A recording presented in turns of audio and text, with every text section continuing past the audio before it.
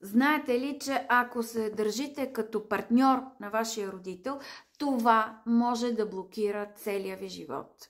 Защото законите в рода ни учат, че всеки има точно определено място и не може да заема ролята и мястото на някой друг. При мен беше дошъл млад мъж, който имаше проблем със своята съпруга. Това, което разгледахме в неговата родова история, беше, че още от тинейджърска възраст той беше поел ролята на своя баща.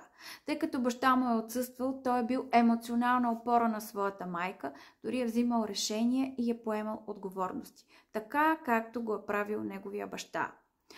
В тази динамика неговата съпруга, неговата партньорка се чувстваше като трето колело, защото мястото до него не беше вакантно, то беше заето от неговата майка.